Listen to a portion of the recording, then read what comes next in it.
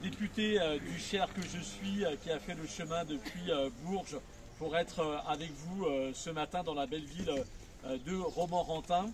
D'abord pour féliciter les organisateurs et vous féliciter toutes et tous pour votre présence nombreuse autour de ces deux sujets évoqués par François et par Charles et qui sont les sujets importants.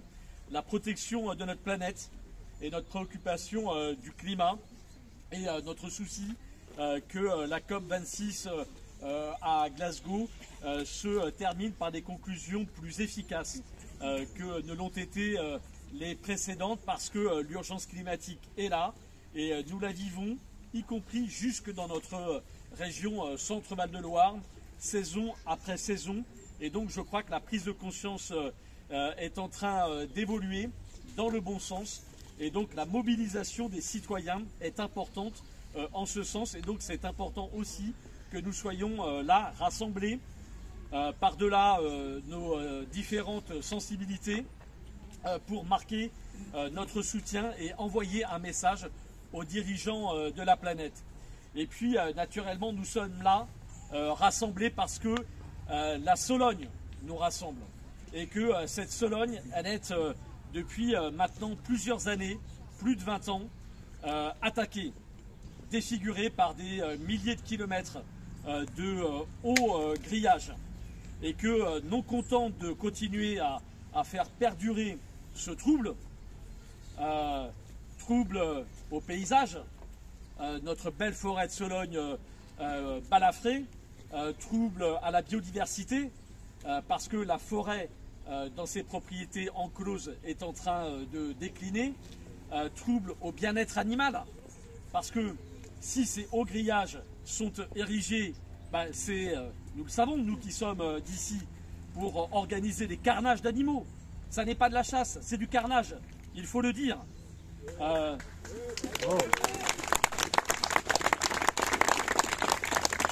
Et donc nous ne pouvons plus le tolérer. Et moi je remercie la région Centre-Val de Loire, son président et sa majorité d'avoir adopté un SRADET qui propose des solutions pour l'avenir, à condition que les communautés de communes les transcrivent dans leurs plans locaux d'urbanisme intercommunaux qui sont en train de se décider.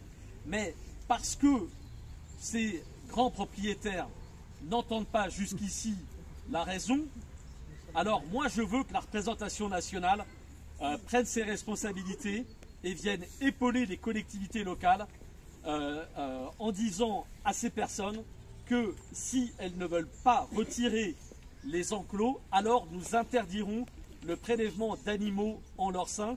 Et c'est le sens de la proposition de loi que je déposerai avec mes collègues Richard Ramos et Nadia Essayant et beaucoup d'autres parlementaires d'autres régions dans les jours qui viennent. Il faut que ça avance.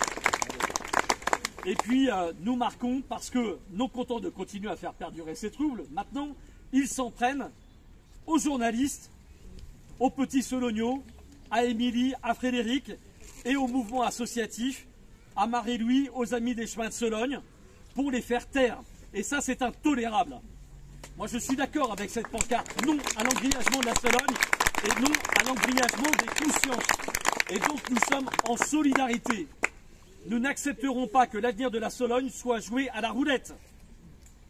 Et donc c'est important de dire ici que nous sommes les David, ils sont les Goliath, mais que David peut l'emporter sur Goliath. Et donc moi je veux que nous fassions le serment ici ce matin à Romorantin, que nous ne nous séparerons pas tant que nous n'aurons pas trouvé une issue contre l'engrillagement de la Sologne. C'est le serment de Romorantin que nous devons prononcer ensemble ce matin, riche de nos sensibilités diverses. Voilà ce que je voulais vous dire en étant présent à vos côtés. Vive la Sologne libre! Merci. Bravo.